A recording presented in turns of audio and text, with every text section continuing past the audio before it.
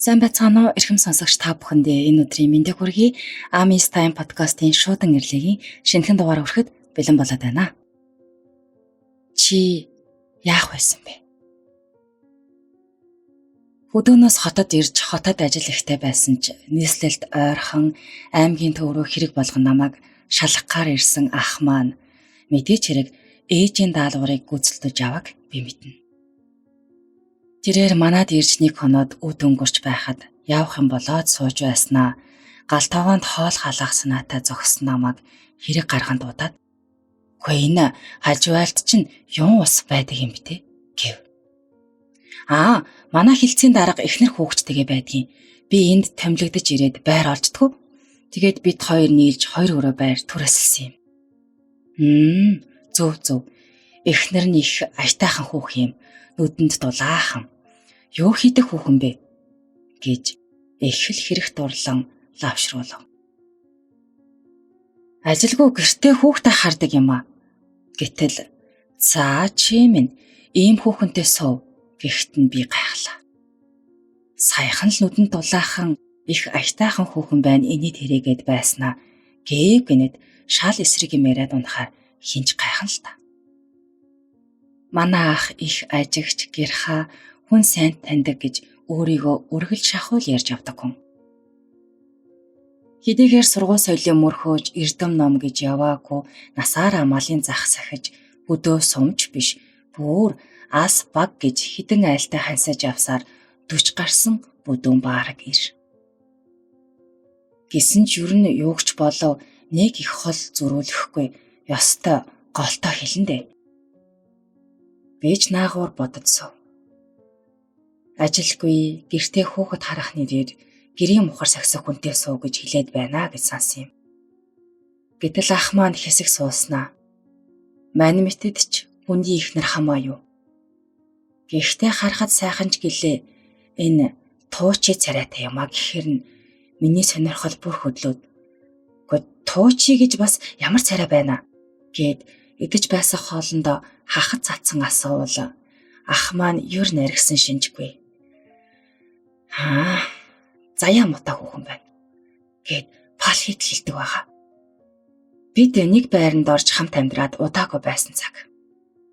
Би ч санаанд юм буусангүй тэгс хийгээд л өнгөрсөн юм. Тэр их чиг Сараа гэдэг. Би мөн адил анхаарад ямар сайхан ихч вэ гэж өөрөө ирэхгүй бодоод амжсан юмдаг. Харин ахыг тэгж хэлээд явснаас хойш түүнийг их ажигладаг болж үлээ. Гадна өнгөндөө бол Сараа ихч тунж өө байхгүй. Би их сургуульд байхдаа ч ийм тэгш царай зүс би хатай эмэгтэйг олж хараагүй. Хийх юмаа олж ятсан хитэн банд сургуулийнхаа хамгал өгтийг сонжин суусан цаг мандахгүй. Гэтэл Сараа ихч тарганч биш бас турхаач биш. Их өндөр биш ч гэлээ газраар нэг намханч биш. Дахраагүй хэрнээ хачин сайхан том нүдтэй.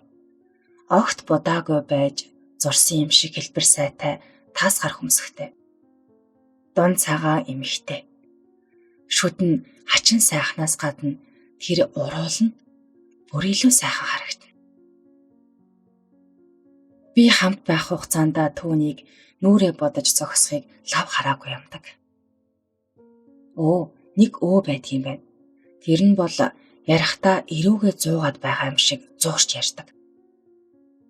Тэрнээс бусдаар бол гудамжинд инээгээд алхаж явахт нь хэр баргийн эргээд харахаар сайхан бүсгүй. Хоолыг бол хачин гоё хийн. Нэг удаа асуухад би тогооч үдээ гэхт нь тийм байх нь гэд инээлтэд өнгөрсөн юмдаг. Их тусархуу маш цэвэрч тийм л эмэгтэй. Харин ахынхаа хэлсэн үгийг бодоод ах ёстой энэ удаа сайхан буудлаа да. Ийм сайхчиг гэд бодож ихсэн цагаас Сараа ихч ёстой л ид шидэ гаргаж ихсэн юм. Манай хилцээний дараа Бата бол ажлын мангас. Арх амсах нь бөөхөл өнөрлөхгүй дээ. Бүр аригч удаггүй хачин ир. Эхнэр хүүхдээ ёстой юугаарч дудаахгүй аваад явдаг хэр. Өөрөө ч ганган чамин гэж тойлгүй. их л сэтгэл тэнэгрээ алхана. Би ч ийм сайхан их нэртэй хүн ингэж нүүр бардам явхаас ч яах вэ гэж үе үе түнд цагаахан атаархаад өнгөртөг байсансан. Угаасаа л түүнийг манай хилтэс дараагаар томилогдож ирсэн цагаас бид хоёр бусдаас илүү дотн нөхөрлөж дарга цэрэг гэхээсээ илүү ах дүүс шиг харцдаг байсан учраас нэг байранд хамт орсон хэрэг л дээ. Гэтэл тэр орой гэртээ ороод ирвэл бөөн хэрүүл болж байх юм. Нүд орой дээрээ гарч чихэндээ итгээгүй би. Энэ хоёр бас хэрэлдэтгэл юм байх та хэмээн гайхсан амтан тэдний өрөөрөө шагаавал бата дарга цаашаа хараад суучихсан. Эхнэр нь шас огтоо байгаа бололтоо орон дээрээ үс толгоон сэгсээгээд хоёр тал руугаа ганхаж суугаан харагдана. Бата дарга би чамайг хүүхэд гаргаад уухгүй байх гэж их гортож байлаа. Гэхдээ зэрэгцсэн нөгөө нэг намлаг инээд алдсан сараа эгч өгдөөгүй шууд өөдөөс нь салаавч өгдөг байх шүү. Би зочсон ч гэж ихтэйх. Дуу гардаггүй санаа зовхтой сэм гიშгсээр буцаад өрөөрөө орлоо. Үсэн сэгсээж цогтөө суугаа сараа эгчийн тэр салаавч гаргаж байгаа нь бүр нэг зэвүү хүрэм хизээ язааны гудамжны архичингийн төр харагдсан учраас би ч нэг хэсэгтээ тавгуудж орхилоо. Маргааш нь дарахтаа таарстал тэр харин юу ч болоогүй юм шиг инээчихсэн явж байх юм.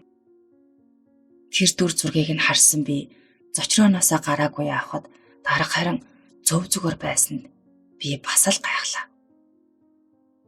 Манай Баруун аймгийнхан ихт ихтэй ус.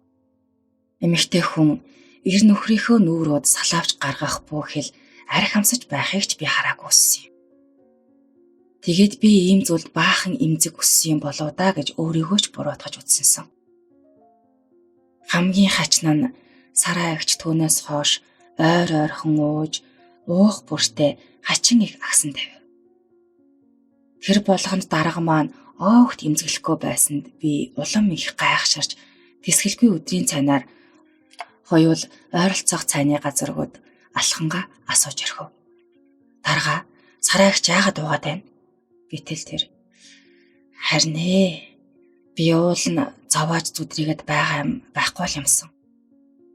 Болохгүй бол хөөгөөд явуулна да гэд огт юу ч болоогүй юм шиг хээв нэг хариуллаа.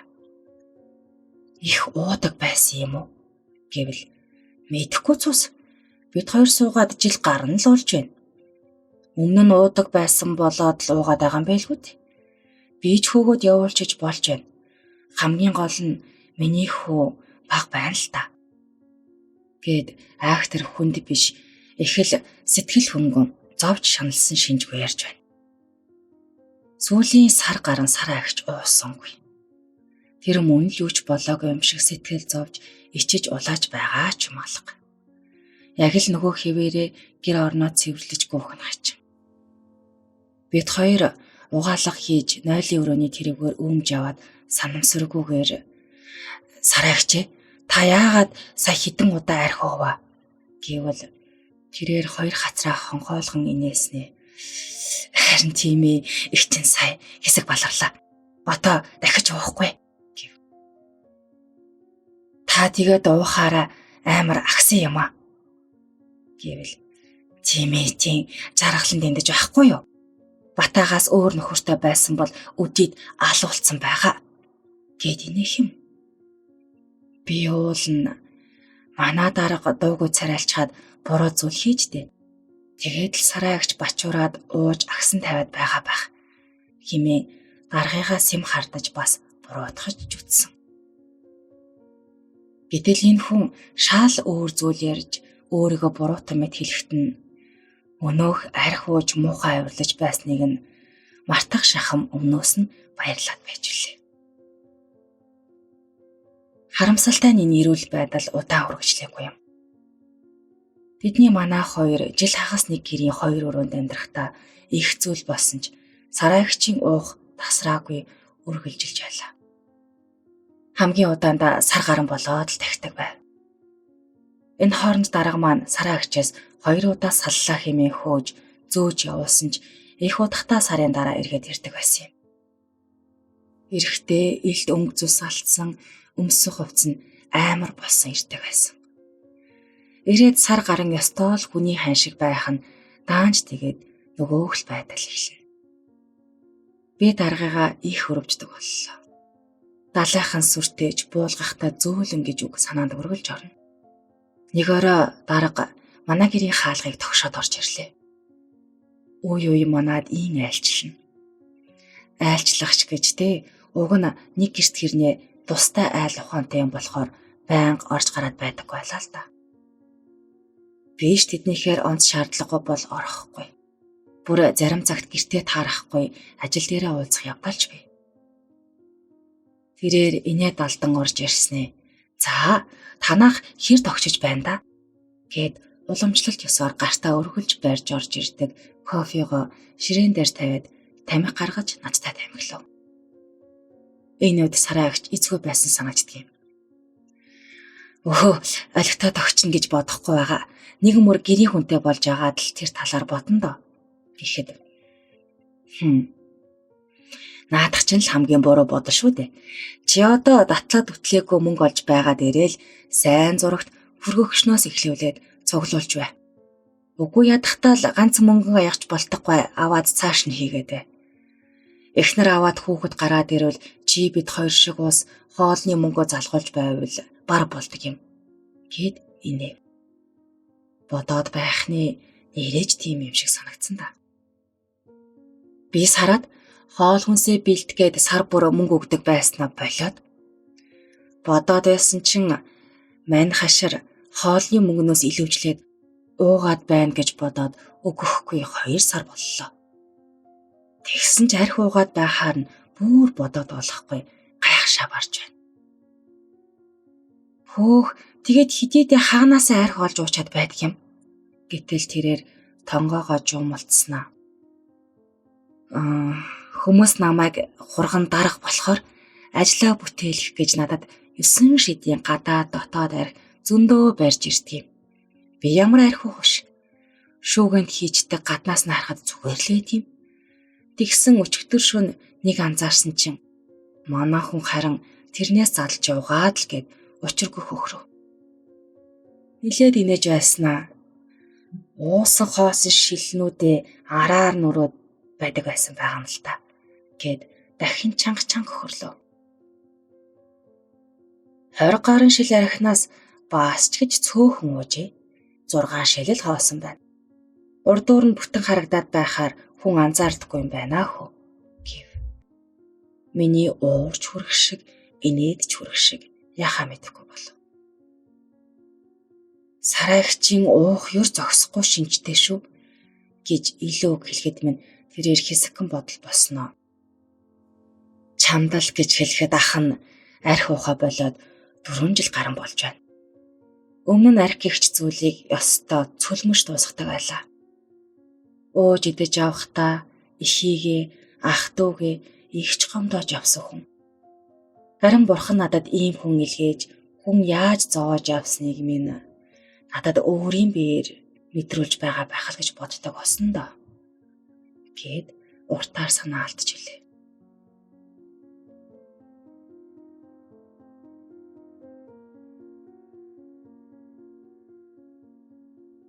Тэр бүр энэ хов заяатайгаа эвлэрсэн харагдсан. Сар жилүүд хөвөрч дараахан маань хот руу шилжив. Хамгийн хачирхалтай нь эхнэр хүүхдээ авч явсангүй. Гэрээсээ цүнхтэй хувцас аваад л машиндаа ачаад яваад өгсөн. Сараа эгч юу ч болоогүй юм шиг даллаад үлдсэн. Тэр орой би найзуудтайгаа наргиж яваад шөнө орж ирвэл гал тогооны өрөөний гэрэл асаалттай байхаар нь харавал Сараа эгч өмнөө хэдэн шил пив тавьчихсан тамхи татаад уйлаа сууж байна. Баг зэрэг халж зориг орсон би шууд түүн дээр очлоо. Сараа эгч та яагаад уйлаад байгаа юм бэ гэвэл эгч нь архинаас олж амьдралаа алдаж ах шиг байна. Бат ах чинь бид хоёрыг орхиод явчихлаа. Эх чинь Бат ахыг чинь ёстой буруутгаж чадахгүй. Надаас л бүх юм болсон. Гэдэл. Тэр хүн хооронд би бас л түүнийг өрөвдөж орхилоо. Бата дарга эргэж ирээ та хоёрыг аваад явах баха. Цаадах чинь хурдан зөөлрдөг хүн шүү дээ. Гэхэд за миний дуунт. Их чинь жаахан сууж байгаа дуунтна гэд бид хоёрын яриа дуусав.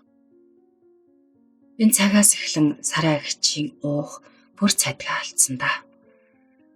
Өргөлж согтоо явна. Заримдаа хачин царай зүстэй хитэн хүнтэй хамт ирж яригддаг болов. Би ч тэсгээ байж 2 удаа муудаад авсан. Ястай амар юм болж манай цонхыг хаглаад намайг шүнжин харааж дайрч давшилж үлээ. Би ч өөр байр хайсаар удахгүй нуусан дээ. Хит удаа гудамжинд согтуу бүр хүүхдээ хөтлөөд явж байхыг нь харсан болохоор өөрөө өвдөөд дарга руу нэг удаа залхсан юм. Байна уу? Сайн уу дарга минь ээ гэд инээвэл хөөх ямар сонин хүн сураггүй байснаа гинэт залгаж байна. Их түүний хөвгчлөлтэй дуугарлаа. За дарга минь би хит удаа Сараа эгчийн гудамжинд хүүхдээ хөтлөө цогтуу байхыг харлаа. Би түүний байрны төлбөрийг сар бүр хийж байгаа. Бүр цахилгааны төлбөрийг нь ч өгдөг юм. Наанаас чинь яваад ямар очих газар байх вштэй. Хүүхдээ бодоод л ингэж байгаа юм. Тэрнээс биш ямар наадханд чинь би өртөө биш. Үгүй дараага би Сараа эгчд зовсонгүй. Та хүүхдээ ятаж өөр дээрээ аваач. Гэхэд тэрээр санаа алдан хэсэг чимээгүй байснаа. Ах нь хүүхдээ авах хамаархан л та. Хамгийн гол нь Сараад байгаа цорын ганц зүйл хүн шүү дээ. Би хүүгээ авах юм бол наадах чинь шууд гудамжинд гарна. Харин ч хүүхдтэйгээ болохоор уух нь баг байна бидтэй гэж бодоод л байгаа юм. Химэн бид хоёр ойр зүрийн зүйл ярьсаар би уцаа салгасан юм. Сараа эгч аймгаас явахгүй тэнд хэдэн жил амьдарсан. Харин Бата дарга байрны түрээс болон хоолны 5-3 цаас илүүжлээд үе эргэж тороод байсан юм билээ. 2 жилийн дараа би даргатайгаа хотын төвд ёстой санаанд оромгүй таарсан юм. Тэрээр машина томруулаад ачин гой унаах болгуулжээ. Махлаад улам мөнгө орчихсон өөрөөсөө нэлээд олон дүү болов гэмээр царайлаг залуу хүүхэн согдож аваад таарсан юм. Би тэр эмэгтэйг нь цаашлах мөчөд түүнлүү толгоогоороо дохивол миний чихэнд хошуугаа ойртуулад ах нь гэрэлсэн. Тэр аригчин царай алдаж хэдэн жил ганцаараа гүйхээ дээ.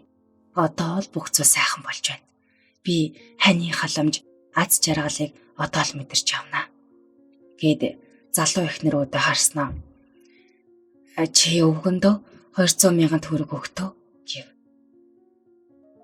Эхнэр нь цүнхээ авах мөнгө гаргаж ирвэл шууд над руу дамжуулан "Маа" гэж мөнгө сарвав. Гайхсан намайг асуулт тавихаас өмнө "Би ойрд маш завгүй байгаа. Бүтэнч болж байна.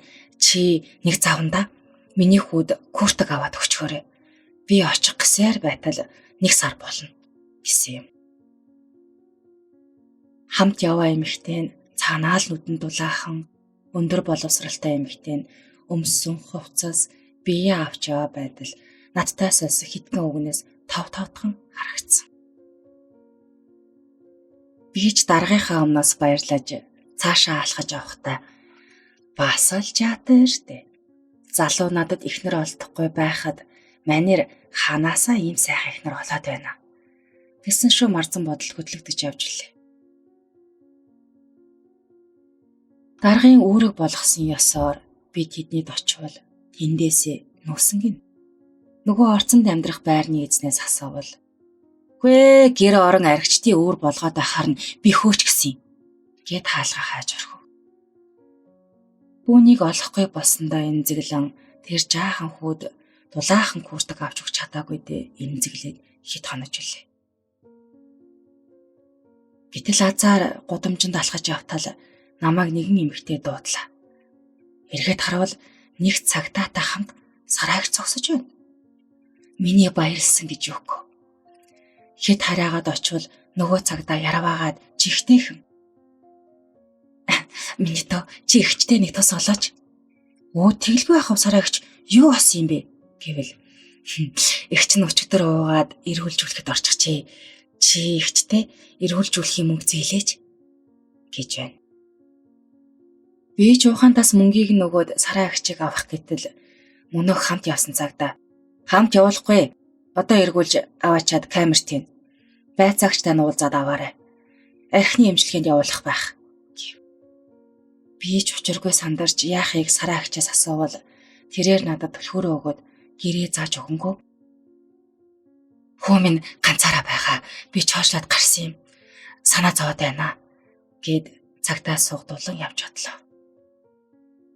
Нүдэнд хүүн харагдаад хоолоо зангираад нулимс өөрөө ирэхгүй нүдэгт хүрээд ирв.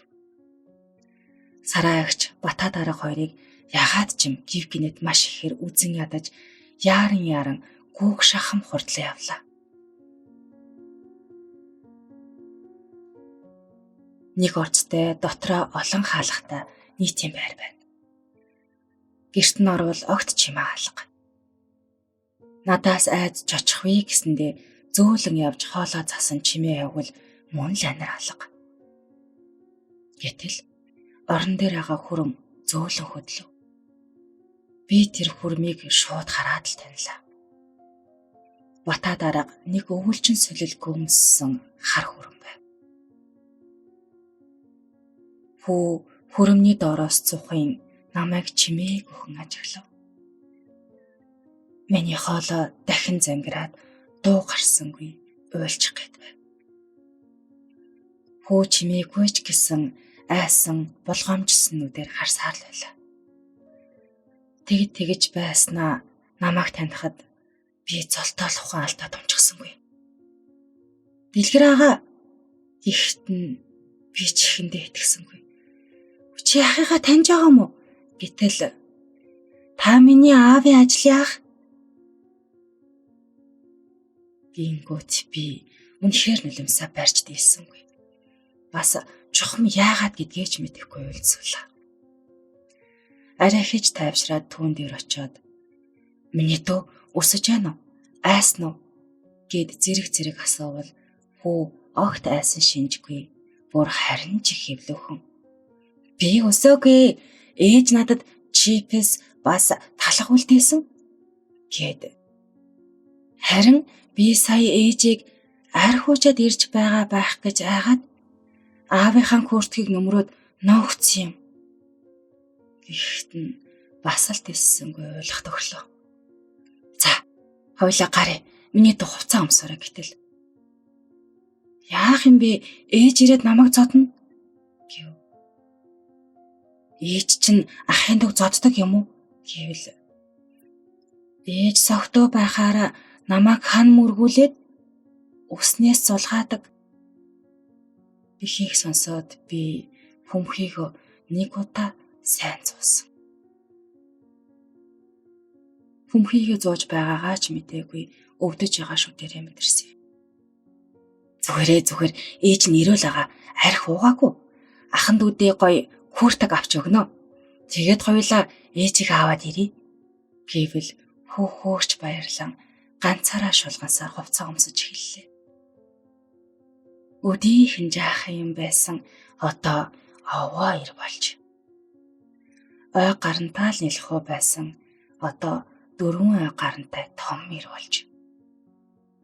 Бас түүнийг энэ их зовлон эрт хэрсүү суулгасан бололтой. Мөрдөгч залуу надад аманчлан наад эмэгтэй чинь өмнө нь гудамжинд унтаад өгсөн байхаар нь бид авч ирж байсан. Гадаа хүдэрч байна. Осгой төхөл яана. Тийм биз дээ. Удаа дараа энд ирж хонож байгаа. Бид баривчлахаас өөр арга алга. Гэхдээ үгүй хөөн ганцаараа шүү дээ гэж учирлан дагуулж явсан хүүг нь харуулж бас ч гэж чамгүй хідэн төгрөгөөр торгуулан байж арайхаа салгаж авлаа. Цагтаагаас гэр хүртлээс хараа ягч надтай хүний урамд юу ч ярьсангүй. Урд төрөөлээд л алхаад байв. Би ч нэг сайн яриад үзье гэж бодоод дагаад л байлаа. Тэгсэн гинэт зогсоод эргэж харснаа бүр огт танихгүй хүн шиг муухай царай гаргав. "Гүй чи яах гээд намайг дагаад байгаа юм? Мөнгөндөө өгөх гээд байгаа бол би удахгүй чамд олоод өгнө" гэдэг байгаа. Миний ёстой хөх инээд хурч тэрх үед энэ муу тнийг аригчин авгаа ёр надад ямар хамаа байна гэсэн шүү. Шар хорын бодол буцалж уур хөр. Тэгээд буцаад алхаж үлээ. Утас доороо. Дараага маань дарагч гэжтэй бутаах залгаж байна. Гайхс хийгээд уцаа авлаа. Тэрээр үгийн зөрөөгүй. "За чи зав гаргаад аймгийнхаа эмнэлэг дээр хүрээд иртээ" гэд шууд уцаа салгаж орхив. Би ч "За да сараагчгүй л нэг асуудал үүсгэжтэй. Хүн зүгээр байгаа та" гэд тэр хүн хоёрын хооронд зөндөөл зүйл бодоод амжив. Эмнэлгийн гадаа зогсоол дээр тэрээр мөнөөх гоё машиныхаа хаалгыг дэлгээд тамхи зуучсан сууж байна. Намайг хараад мөнөөх л хөвгчлөлтэй царайгаа гаргав. "За яасан гайхсан уу?" гэд гараа өгч байна. "Гайхгүй яах юм? Айлаа шүү дээ. Хүүчин зүгээр өстэй" гэвэл "Хөө зүгээрээ. Миний хүүчин ёстой чулуу шиг ир байхгүй юу?" гэд инэв. "Яасан? Юу болов?" гэвэл тэрээр намайг нэг л зөөлнүүдээр харж сууснаа.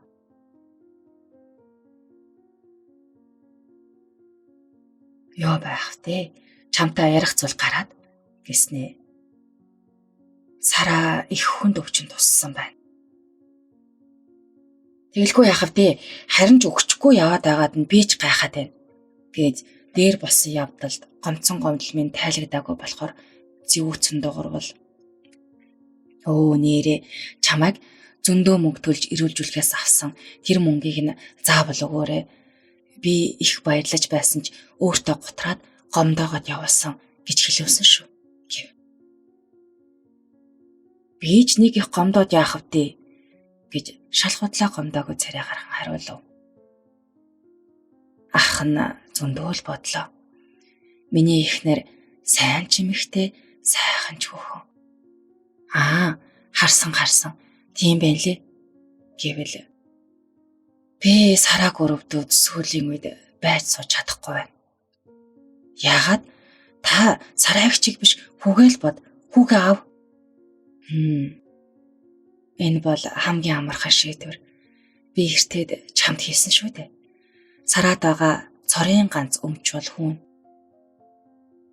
Хүүг нь авах юм бол би нэмэгтэйг амьдаар нь авсанд хийснээс ялгаагүй болно. "За, наа тэнэг чи энийг ойлгохгүй штэ. Харин хүүчин маш их зовж явааг би харсан шүү."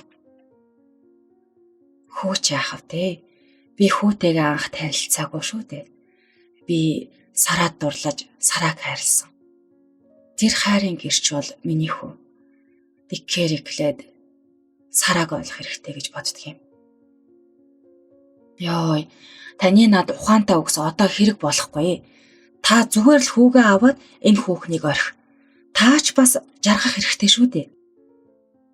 Гэхэд минь тэрээр тонгоож байсан хэдий ч магнаага байдгаар нь үрчилгэн тухаараа харан намайг ихэд удаа ажиглаж сууснаа.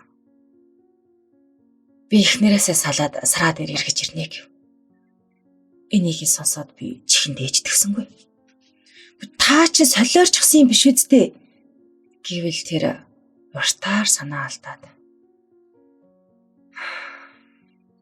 Тэр үхэж байна. Харин үхэхээс өмнө хэсэгхэн хугацаанд ч болов сэтгэлдээ дүүрэн жаргалтай байж үзэгтэй гэд нүдэнд нь нулимс цэлгэлээ. Надад хэлэх үг үнэхээр олдсонгүй. Эхнэр маань ойлгохгүй байгаа л да. Яг л чам шиг хүүгээл аваад ирэхэд байгаа. Алтыг нь аваад авдрыг нь хай гэж байгаа хэрэг. Хэрв чи тэр аригчин руугаа явах юм бол хизээч битгий ирээрээ гэсэн. Бид нар бүгд өхөн. Чи өөрийгөө миний оронд тавиад бодоод үзтээ. Чи яах байсан бэ? Гэд над руу харц дэлдэртэл нухацтай харцуулаа. Сараа эгчийн явдлаас хойш жил гарангийн дараа л бурхны орондоо буцсан юм. Бата ах маань хизээж хажуунаас нь салахгүй асарч тайсаар байсан да. Одоо хүртэл би боддог юм. Миний чихэнд чи яах байсан бэ гэсэн асуулт нь үргэлж сонсогдож байдаг. Тэгээд би Бата ахыг хүүтэйг гаргаж өгөхөөр очихдоо аха би яг тань шиг шийдвэр гаргах байсан шүү гэхэд Бата ах гоныг дүүрнүүдээр харж муухан инээмсэглээд толгой тохижлээ.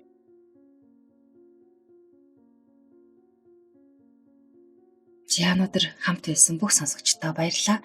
Энд хүргээд өнөөдрийнхөө дугаарыг өндөрлөе. Дараагийнхаа дугаараар иргэн баяртай уулзцгаая. Түр баяртай.